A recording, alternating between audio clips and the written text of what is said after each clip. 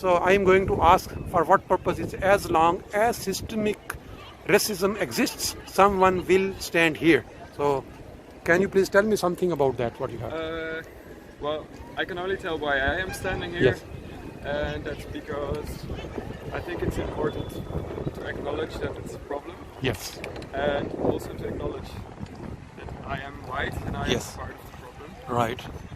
So I think it's important also for Yes. example, there was a white man Yeah. coming to me Yeah. and he was very defensive. Yes. I really hope he will walk away and think about it. Yeah. I understand. So you are actually for the humanity. You are doing for the betterment of humanity, that all the people in the world are same.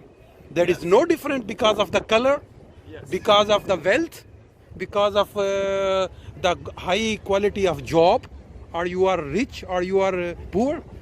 Human being is the same. Yeah. That was the lesson which was given about 1500 years ago in a speech of Prophet Muhammad. He says all the human beings are same. There is no difference. There should be no. But unfortunately nowadays media is using, if someone is Muslim and he maybe he has some personal issues, they will show that as a terrorism. And if a white person has a personal issue, they say no, he was a bit sick in mind. That is the difference. I think you are trying to show the people this. Yes. Oh, that's very nice. And Thank we you. have to acknowledge that we are not treating each other Yeah. the same. Okay. Thank you very much.